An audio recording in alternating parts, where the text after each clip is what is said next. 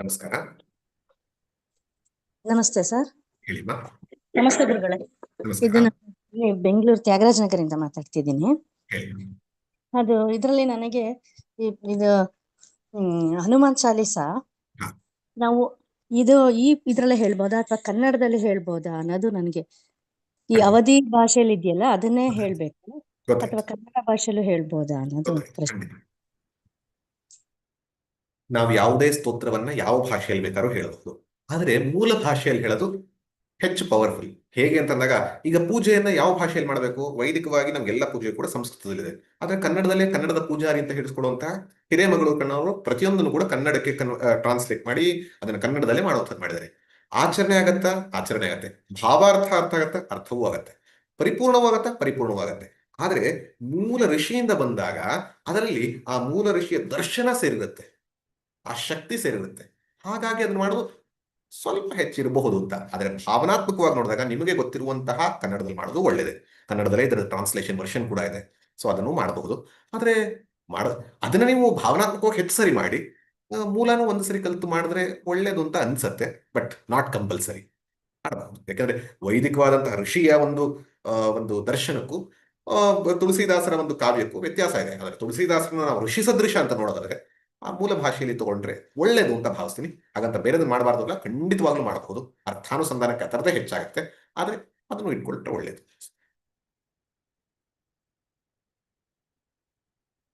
ಹರಿ ಓಂ ಗುರುಜಿ. ನಮಸ್ಕಾರ. ಸ್ವಲ್ಪ ನವನಿಧಿ ಬಗ್ಗೆ ಇನ್ನೊಂದ್ಸಲಿ ಹೇಳ್ತೀರಾ? ಬರ್ಕೊಂಡ್ಬಿಡ್ತೀವಿ. ಪದ್ಮ ಆಮೇಲೆ ಹೇಳ್ತಾ ಹೋಗಿದ್ರೆ ನಾನು ಬರ್ಕೊಳ್ತೀನಿ. ನವನಿಧಿಗಳು ಕುಬೇರನಲ್ಲಿರುವಂತ ಕೋಶದಲ್ಲಿರುವಂತ ನವನಿಧಿಗಳು. ಮೊದಲನೇದು ಪದ್ಮ, ಎರಡನೇದು ಮಹಾಪದ್ಮ, ಮೂರನೇದು ಕುಂದ, ನಾಲ್ಕನೇದು ಮುಕುಂದ, ಐದನೇದು ಶಂಖ, ಆರನೇದು ಮಕರ, ಏಳನೇದು ಕಚ್ಚಪ, ಎಂಟನೇದು ನೀಲ, ಒಂಬತ್ತನೇದು ಖರ್ವ. ಇದು ಸಮುದ್ರದಲ್ಲಿ ಸಿಗುವಂತಹ ಬೇರೆ ಬೇರೆ ರೀತಿದು. ಪದ್ಮ, ಮಹಾಪದ್ಮ ಎಲ್ಲ ರೇರ್. ನಮಗೆ ಲೋಟಸ್ ಅಂತ ಅನ್ಸೋದು ಕೂಡ ಅದರಲ್ಲಿರುವಂತಹ ವಿಚಾರವನ್ನ ಹಲವಾರು ಹೇಳುವಂಥದ್ದು. ಇನ್ನು ಶಂಖ ಅಂದಾಗ ಶಂಖ ಎಲ್ಲ ನಮ್ಗೆ ಗೊತ್ತೇ ಇದೆ. ಅದು ಮಕರ ಅಂತಂದಾಗ ನಮಗ್ ಪದ ಗೊತ್ತಿರುವಂತಹ ಮಕರ ಅಂದಾಗ ಮೊಸಳೆ ಅಂತ, ಆದ್ರೆ ಆಳದಲ್ಲಿ ಸಿಗುವಂತಹ ಮೀನಲ್ಲೂ. ಕಚ್ಚಪ ಅಂತಂದಾಗ ನಮಗೆ ಗೊತ್ತಿರುವಂತಹ ಪದ ಅಂತಂದ್ರೆ ಬೇಸಿಕಲಿ ಈ ಟಾಟಾಯ್ಸ್, ಆಮೆ ಅಂತ. ಆದ್ರೆ ಇದು ಕೂಡ ಆಮೆಯಂತೆ ಇರುವಂತಹ ಒಂದು ಇದು. ಪ್ರತಿಯೊಂದು ಕೂಡ ಇಲ್ಲಿ ನಿಧಿ ಅಂತ ನಮಗೆ ಬೇಸಿಕ್ ಮೀನಿಂಗ್ ನೋಡಿದಾಗ ಇದೆಲ್ಲವೂ ಕೂಡ ನಮ್ಗೆ ಸಾಮಾನ್ಯವಾಗಿ ಕಾಣೋದು ಅನ್ಸುತ್ತೆ.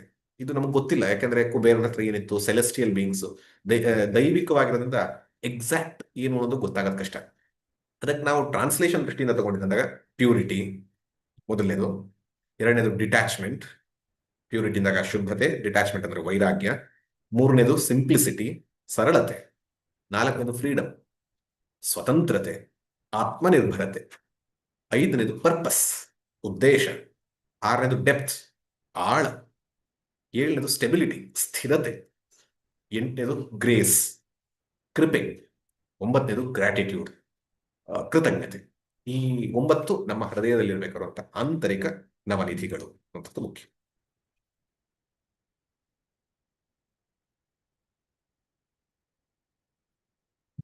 ನಮಸ್ಕಾರ ಪ್ರಮೋದ್ಜಿ. ನಮಸ್ಕಾರ. ಅಚ್ಯುತಮೂರ್ತಿ ಅಂತ ದಾವಣಗೆರೆಯಿಂದ. ಹೇಳಿ. ಅಷ್ಟಸಿದ್ಧಿಗಳಿಂದ ನವನಿಧಿಗಳಿಂದ ಮೋಕ್ಷ ದೊರಕಲ್ಲ ಅಂತ ಆದ್ಮೇಲೆ ಅದನ್ನ ಪಡ್ಕೋಬೇಕು ಅಂತ ಯಾಕೆ ಒತ್ತಾಡಬೇಕು? ಖಂಡಿತ ಅಷ್ಟಸಿದ್ಧಿ ಅಥವಾ ನವನಿಧಿಯಿಂದ ಮೋಕ್ಷ ಸಿಗತ್ತ ಅಂದ್ರೆ ಖಂಡಿತ ಸಿಗಲ್ಲ. ಹಾಗಾದ್ರೆ ಅದನ್ನ ಯಾಕೆ ಪಡಿಬೇಕು ಅಂತ ಹೋಗ್ಬೇಡಿ ಅಂತ ಯೋಗಶಾಸ್ತ್ರವೇ ಹೇಳತ್ತೆ. ಆದರೆ ನೀವು ಮೋಕ್ಷಕ್ಕೆ ಹೋಗುವಾಗ ಇದೆಲ್ಲವೂ ನಿಮಗೆ ಅದದಾಗೆ ಬರುವಂತಹ ಸಾಧ್ಯತೆ ಇರುತ್ತೆ. ಅದಕ್ಕಾಗಿ ಹೋಗ್ಬೇಡಿ. ಉದಾಹರಣೆಗೆ ಈಗ ನಾವು ಬೆಂಗಳೂರಲ್ಲಿ ಇದ್ವಿ, ಮೈಸೂರಿಗೆ ಹೋಗ್ಬೇಕಿದೆ.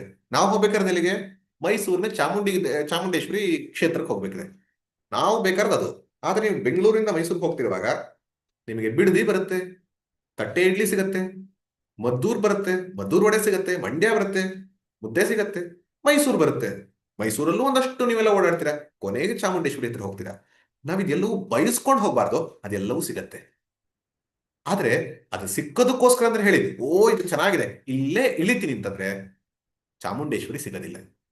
ಹಾಗೆ ನಾವು ಕೂಡ ಅಷ್ಟಸಿದ್ಧಿಯಾಗಲಿ ನವನಿಧಿಯಾಗಿ ಬಂತ ರಿಜೆಕ್ಟ್ ಮಾಡ್ಬೇಕು ಅಂತಿಲ್ಲ, ಅದ್ರ ಪಾಡಗದ್ ಬರಲಿ. ಒಪ್ಪಿ ತಪ್ಪಿ ಬಂದ್ರೆ ಅದನ್ನ ಸಮಾಜಕ್ಕೆ ಕೊಡುವಂಥದ್ದು. ನಾವೇ ಕೇಳುವಂತಹ ಹಲವಾರು ಜನ ಸಾಧು ಸಂತರು ಅವ್ರಿಗೆ ನೀವೇ ನೋಡಿರ್ತೀರ, ಅವ್ರಿಗೆ ಯಾರೋ ಒಬ್ರಿಗೆ ಏನೋ ಕರುಣಿಸೋದು, ಯಾರೋ ಒಬ್ರಿಗೆ ಏನೋ ಮಾಡುದು ಅಂತ. ಆದ್ರೆ ಅವ್ರ ಜೀವನ ಯಾವ ತರ ಶ್ರೀಮಂತವಾಗಿ ಲ್ಯಾವಿಶ್ ಆಗಿದ್ರ? ಇಲ್ಲ. ಅವ್ರು ಏನು ಸಾಧನೆ ಮಾಡ್ತಿದ್ದಾಗ ಸಿಕ್ತೋ ಅದನ್ನ ಪರರಿಗಾಗಿ ಹಂಚದು. ಅದನ್ನು ಕೂಡ ಧರ್ಮದ ರೀತಿಯಲ್ಲಿ ಬೇರೆಯವ್ರಿಗಾಗಿ ಕೊಟ್ರು. ಆ ರೀತಿಯಲ್ಲಿ ಕೊಡೋದಕ್ಕೆ ಉಪಯೋಗಿಸ್ಕೊಳ್ಳೋಣ. ಬೇಕಾದ್ರೆ ಬಂದ್ರೆ ಮಾಡೋಣ. ಆದ್ರೆ ಅದಕ್ಕಾಗಿ ಹೋಗುವಂಥದ್ದಂತ ಅಲ್ಲ, ಇದು ಮುಖ್ಯ. ಅದಕ್ಕಾಗಿ ಹೋದ್ರೆ ಅಲ್ಲೇ ಸ್ಟಾಪ್. ಆದ್ರೆ ಮುಖ್ಯವಾದಕ್ಕೆ ಹೋದ್ರೆ ಇದು ಜೊತೆಗೆ ಬರಬಹುದು ಅನ್ನುವಂಥದ್ದನ್ನ ಇಟ್ಕೊಳ್ಳೋದು ಮುಖ್ಯ.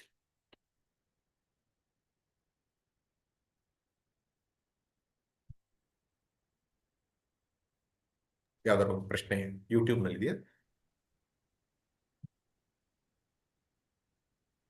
ಸ್ನೇಹ, ಪ್ರದೀಪ್ ಜಿ,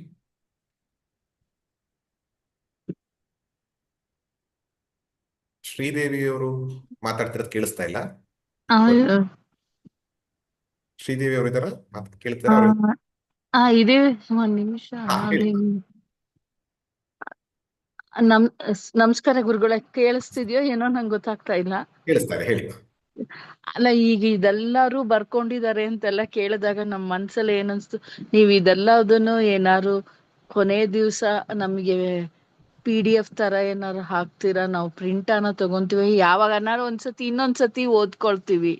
ಈಗ ಈ ಸೆಷನ್ ನಮ್ಗೆ ಎಲ್ಲ ಪೂರ್ತಿ ಕೇಳೋದ್ರಲ್ಲೇ ಇದೀವಿ, ನಾವೇನ್ ಬರ್ಕೊಳಕ್ಕೆ ಎಲ್ಲ ಹೋಗ್ಲೇ ಇಲ್ಲ, ಏನು ಮಾಡ್ಲೇ ಇಲ್ಲ. ಅದಕ್ಕೆ ನನ್ಗೆ ಇವಾಗ ಇವ್ರ ಹೇಳಿದ್ರಲ್ಲ, ಇವ್ ಎಲ್ಲ ಬರ್ಕೊಂಡಿದಾರೇನ, ನಮ್ಗೆ ಬರ್ಕೊಳಕ್ ಮನ್ಸಾಗ್ಲಿಲ್ಲ, ಬರೀ ಕೇಳೋದ್ರಲ್ಲೇ ಇದ್ಬಿಟ್ವಿ. ಖಂಡಿತ ಗೊತ್ತಾಯ್ತು. ಈಗ ಹಲವಾರು ಜನ ಬರ್ಕೊಳ್ತಾ ಇದ್ದಾರೆ, ನಮ್ಗೀಗ ಅನ್ನಿಸ್ತಾ ಇದೆ ಏನು ಅಂತ ಅಂದ್ಬಿಟ್ಟು.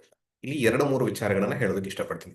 ಮೊದಲನೇದು, ಪ್ರತಿನಿತ್ಯ ನಮ್ಮ ಸ್ನೇಹ ಅವರು ಪ್ರತಿನಿತ್ಯ ಕ್ಲಾಸ್ ಶುರುವಾಗೋದಕ್ಕೆ ಮುಂಚೆ, ತರಗತಿ ಶುರುವಾಗೋದಕ್ಕೆ ಮುಂಚೆ ಅವ್ರು ಹೇಳೋದೆ, ಇದು ಸಾಮಾನ್ಯ ಉಪನ್ಯಾಸ ಅಲ್ಲ, ಇದು ತರಗತಿಯಂತೆ, ನೋಟ್ಸ್ ಮಾಡ್ಕೊಳ್ಳಿ ಅಂತ ಹೇಳ್ತಾರೆ. ನಾವು ಹೇಗೆ ನಮ್ಮ ಮಕ್ಕಳು ಶಾಲೆಗೆ ಹೋದಾಗ ಕೇಳಿಸ್ಕೊಂಡಿದ್ದನ್ನ ನೋಟ್ಸ್ ಮಾಡ್ಕೋಬೇಕು ಅಂತ ಅಂತಾರೋ, ಹಾಗೆ ಇಲ್ಲಿ ಸಾಧಕರಾದವರು ಇದು ಬರೀ ಕಾಲಕ್ಷೇಪವಲ್ಲ, ಇದು ಸಾಧನೆ ದೃಷ್ಟಿಯಿಂದ ಬೇಕು ಅಂದಾಗ ನೋಟ್ಸ್ ಮಾಡ್ಕೊಳ್ಬೇಕು ಅಂತ, ಐ ಡೋಂಟ್ ಸೇ ಎಲ್ಲರೂ ಮಾಡ್ಕೋಬೇಕು ಅಂತ ಎಕ್ಸ್ಪೆಕ್ಟೇಷನ್ ಇಲ್ಲ, ಮಾಡ್ಕೊಂಡ್ರೆ ಒಳಿತು ಅನ್ನೋಂಥದ್ದು ನಮ್ಮ ಕಡೆಯಿಂದ ಇನ್ಸ್ಟ್ರಕ್ಷನ್ ಇತ್ತು. ಅದಕ್ಕೆ ಹಲವಾರು ಜನ ಮಾಡ್ಕೊಳ್ತಾರೋ ತುಂಬಾ ಸಂತೋಷ ಬರುತ್ತೆ. ಹಲವಾರು ಜನ ನನಗೆ ಮೆಸೇಜ್ ಅಲ್ಲಿ ಕೂಡ ಕಳಿಸ್ತಾರೆ, ಈ ರೀತಿ ನೋಟ್ಸ್ ಮಾಡಿದೀನಿ, ಚೆನ್ನಾಗಿದ್ಯಾ ಇದು ಅಂತ. ತುಂಬಾ ಖುಷಿ ಆಗುತ್ತೆ. ಆದ್ರೆ ಕೆಲವರು ಮಾಡಿಲ್ಲ. ಬಟ್ ಈಗ ಅನಿಸ್ತಾ ಇದೆ, ಏನಾದ್ರು ಬೇಕಲ್ಲ, ಏನ್ ಮಾಡೋದು, ನನಗೆ ನೋಟ್ಸ್ ಬೇಕಿದೆ, ಯಾಕೆ ಮತ್ತೆ ತಿರುವು ಹಾಕೋದಕ್ಕೆ, ಮತ್ತೆ ರಿವೈಸ್ ಮಾಡೋದಕ್ಕೆ ಏನ್ ಮಾಡೋದಂತ. ಈಗ 2-3 ಥರದ್ದು ಹೇಳ್ಬೋದು. ಒಂದು, ಆಗ್ಲೇ ಪ್ರತಿನಿತ್ಯ ನೀವು ನೋಡಿದ್ರೆ ವಾಟ್ಸ್ಆಪ್ ನಲ್ಲಿ ಪ್ರತಿ ಚೌಪಾಯಿ ಶ್ಲೋಕದ ಪ್ರತಿ ಪದದ ಅರ್ಥವನ್ನ, ಬೇಸಿಕ್ ಮೀನಿಂಗ್ ಅನ್ನ ಕಳಿಸ್ತಾ ಇದೆ. ಅದು PDF ಬೇಕಾದ್ರೆ ಮಾಡಿ ಕಳಿಸೋದಕ್ಕೆ ನೋಡಬಹುದು. ಅದು ನನ್ನ ಕಡೆಯಿಂದ ಆಗುತ್ತೆ. 2ನೇದು, ಈಗ ಹಲವಾರು ಜನ ಯಾರು ಮಾಡ್ತಾ ಇದ್ದಾರೆ ಅವರು ನಾಳೆ ರಾತ್ರಿ ವಾಟ್ಸ್ಆಪ್ ಗ್ರೂಪ್ ಅಲ್ಲಿ ಓಪನ್ ಆದಾಗ ಅವರು ನೋಟ್ಸ್ ಏನಾದ್ರು ಇದ್ರೆ ಒಂದು ಡಾಕ್ಯುಮೆಂಟ್ ಮಾಡಿ ಗ್ರೂಪ್ಗೆ ಹಾಕಿದ್ರೆ ಅದು ಒಬ್ಬರಿಂದ ಇನ್ನೊಬ್ಬರಿಗೆ ಶೇರ್ ಆಗುತ್ತೆ. ಆ ರೀತಿಯಲ್ಲಿ ವಿಷಯವನ್ನ ಹಂಚ್ಕೊಳ್ಳುವಂಥದ್ದಾಗತ್ತೆ. 3, ಇದು ನಾನು ಹೇಳುವಂಥದ್ದು ಇಂಪಾರ್ಟೆಂಟ್. ಅಂದ್ರೆ ಈ ಕ್ಲಾಸ್ ಇವತ್ತಿಗೆ ಮುಗೀತು, ಖಂಡಿತ ನಾಳೆ ಮುಗಿಯುತ್ತೆ ಉಪನ್ಯಾಸ, ಸರಿ. ಆದ್ರೆ ಇದು ಯೂಟ್ಯೂಬ್ ಅಲ್ಲಿ ಇರುತ್ತೆ. ನೀವು ಇವತ್ತು ಕೇಳಿಸ್ಕೊಳ್ಳೋ, ನೀವು ಹೇಳ್ದಂಗೆ 100ಕ್ಕೆ 100 ಮನಸ್ಸಿನಲ್ಲಿ ಈ ಕ್ಲಾಸ್ ನಲ್ಲಿ ಇಟ್ಟು ಮಾಡಿರೋದು ತುಂಬಾ ಒಳ್ಳೇದು. ಆದ್ರೆ ಇದನ್ನ ಇನ್ನೊಂದ್ಸರಿ ಯಾವಾಗಲೂ ಕೇಳಿಸ್ಕೊಂಡು ಅದನ್ನ ನೋಟ್ ಮಾಡ್ಕೊಂಡು ಅದನ್ನು ಮನನ ಮಾಡಿದಾಗ, ಈಗ ಶ್ರವಣ ಆಗಿರೋದು ಮನನ ಆಗುತ್ತೆ. ಹಾಗಾಗಿ ನನ್ನ ಸಜೆಷನ್, ಬೇರೆಯವ್ರು ಕಳಿಸ್ತಾರೆ, ಅದು ಬೇರೆಯವ್ರ ನೋಟ್ಸ್ ಆಗಿರುತ್ತೆ, ಅವ್ರು ಏನ್ ಅರ್ಥ ಮಾಡ್ಕೊಂಡಿರೋದಿರುತ್ತೆ. ನೀವು ನಿಮ್ಮ ನೋಟ್ಸ್ ನ ನೀವೇ ಮಾಡ್ಕೋಬೇಕು. It is not teacher notes ನ ಸ್ಟೂಡೆಂಟ್ಸ್ ಕೊಡೋದಲ್ಲ. ಸ್ಟೂಡೆಂಟ್ಸ್ ಒಬ್ಬೊಬ್ಬನು ಕೂಡ ಅವರ ನೋಟ್ಸ್ ನ ಮಾಡ್ಕೊಳ್ಳುವಂಥದ್ದು ಮುಖ್ಯ. ಯಾಕಂದ್ರೆ ನನಗೆ ಬೇಕಾದ್ರೆ ತೋರಿಸ್ಬೇಕು ಅಂದ್ರೆ ನಾನು ಪ್ರತಿಯೊಂದಕ್ಕೂ ಕೂಡ ನಾನು ನಿಮ್ಮ ಹತ್ರ ಏನ್ ಮಾತಾಡ್ತೀನೋ ಒಂದೊಂದಕ್ಕೂ ನೋಟ್ಸ್ ಇಟ್ಕೊಂಡಿದ್ದೀನಿ. ಒಂದು ಶ್ಲೋಕದಲ್ಲೂ ಕೂಡ ನಾನು ಪ್ರಿಪೇರ್ ಆಗಲೇ ಬಂದ್ ಮಾಡಿರೋದಲ್ಲ. ಆದ್ರೆ ನನ್ನ ನೋಟ್ಸ್ ಎಲ್ಲ ನಿಮಗೆ ಬೇಕಾಗಿರೋದು, ನಿಮ್ಮ ನೋಟ್ಸ್ ನೀವು ಮಾಡ್ಕೋಬೇಕು. ನಿಮಗೆ ಏನು ಗ್ರಹಿಕೆ ಆಗಿದೆ, ನೀವೇನು ಅಳವಡಿಸ್ಕೊಳ್ಬಹುದು, ನಿಮ್ಗೆ ಏನ್ ಇಷ್ಟ ಆಗಿದೆ ಅದನ್ನ ನೋಟ್ಸ್ ಮಾಡ್ಕೊಳ್ಳೋದು ಮುಖ್ಯ. ಹಾಗಾಗಿ 3 ಆಪ್ಷನ್ಸ್ ಗಳನ್ನ ಇಟ್ಕೊಂಡು ಹೋಗ್ತಾರೆ. ನಮಸ್ತೆ ಪ್ರಮೋದ್ ಜಿ. ನಮಸ್ತೆ. ಇಲ್ಲೇ ಒಂದು ಪ್ರಶ್ನೆ ಬಂದಿದೆ, ಕಿಚನ್ ಅವ್ರು ಕೇಳ್ತಾ ಇದ್ದಾರೆ, ಈ ಕಲಿಯುಗದಲ್ಲಿ ಸತ್ಯವನ್ನ ಹೇಗೆ ಪಾಲನೆ ಮಾಡೋದು ಅಂತ.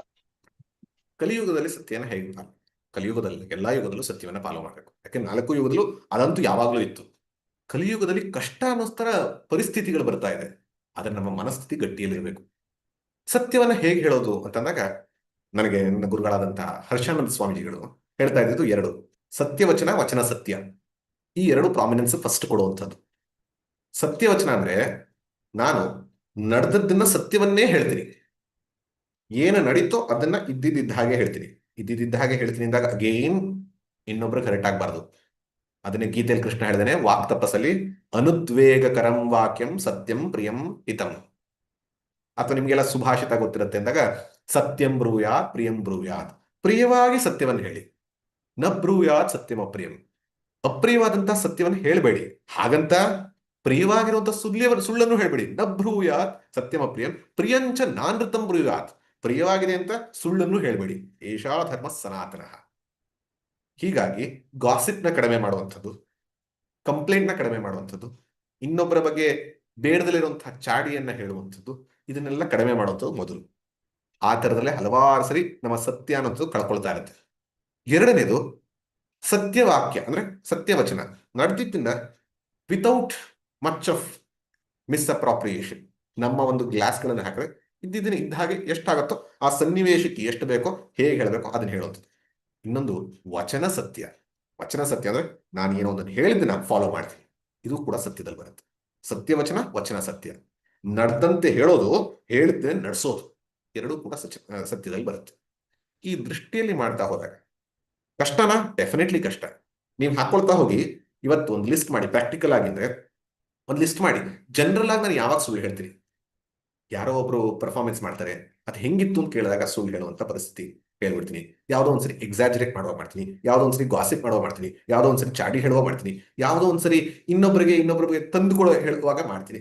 ಈ ರೀತಿ ಎಲ್ಲ ಲಿಸ್ಟ್ ಮಾಡಿ, ಅದು ಸಿಚುವೇಶನ್ ಆಗಲಿ ಅಥವಾ ಪ್ಯಾರಾಮೀಟರ್ಗಳಾಗಲಿ, ಅದನ್ನ ಮಾಡಿದ್ಮೇಲೆ ಅದನ್ನ ಅವಾಯ್ಡಬಲ್ ಅನ್ಅವಾಯ್ಡಬಲ್ ಅಂತ ಎರಡು ಕಡೆ ಮಾಡಿ. ಇದ್ರಲ್ಲಿ ಯಾವ್ಯಾವ್ದು ಅವಾಯ್ಡಬಲ್, ಯಾವ್ಯಾವ್ದು ಅನ್ಅವಾಯ್ಡಬಲ್ ಅಂತ ನೀವು ಮಾಡ್ತಾ ಹೋದ್ರೆ ಎಷ್ಟು ಅನ್ಅವಾಯ್ಡಬಲ್ ಬರುತ್ತೋ ಅದನ್ನ ಫಸ್ಟ್, ಅವಾಯ್ಡಬಲ್ ಬರುತ್ತೋ ಅದನ್ನ ಅವಾಯ್ಡ್ ಮಾಡಿ. ಆಮೇಲೆ ಅನ್ಅವಾಯ್ಡಬಲ್ ಒಂದು ಲಿಸ್ಟ್ ಉಳಿಯುತ್ತೆ, ಮಾಡೋದಕ್ಕೆ ಆಗಲ್ಲ ಅಂತ. ಆಮೇಲೆ ಪ್ರಶ್ನೆ ಮಾಡಿ, ನಿಜವಾಗ್ಲೂ ಇದು ಅನ್ಅವಾಯ್ಡಬಲ್ ಆಗಿನೊಂದಷ್ಟು ಕಮ್ಮಿ ಆಗುತ್ತೆ. ಅಷ್ಟೆಲ್ಲ ಆಗು ಯಾವುದೋ ಒಂದು ಅನ್ಅವಾಯ್ಡಬಲ್ ಆಯ್ತು ಅಂದ್ರೆ ಅದನ್ನ ಹೇಳ್ಬಿಟ್ಟು ಪರಮಾತ್ಮನ ಗರ್ಭಿಸಿ. ಯಾಕಂದ್ರೆ ಆತರ ಮಾಡಿದಾಗ ಕರೆಕ್ಟಾಗಿ ನಿಷ್ಠೆಯಿಂದ ಸಿನ್ಸಿಯರ್ ಅಲ್ಲಿ ಮಾಡಿದ್ರೆ ಅನ್ಅವಾಯ್ಡಬಲ್ ಅಂತ ಉಳಿಯೋದೇ ಇಲ್ಲ. ಅದಕ್ಕೆ ಹರಿಶ್ಚಂದ್ರ, ಗಾಂಧೀಜಿ ಇವರೆಲ್ಲ ನಮ್ಮ ಪ್ರೇರಣೆ. ಯಾಕಂದ್ರೆ ಆ ಮಟ್ಟಿಗೆ ಸತ್ಯವನ್ನ ಈಗಲೂ ಮಾಡಿ ತೋರಿಸಬಹುದು ಅಂತ. ಮಾಡಬಹುದು, ಕಷ್ಟ. ಒಟ್ಟಿಗೆ ನಾವು ಸತ್ಯ ಪೂರ್ತಿ ಆಗುತ್ತೆ ಅಲ್ವಾ, ಹಂತ ಹಂತವಾಗಿ ಬೆಳೆಯುವಂತ ಮಾಡಿದ್ರೆ ಖಂಡಿತವಾಗ್ಲೂ ಆಗುತ್ತೆ.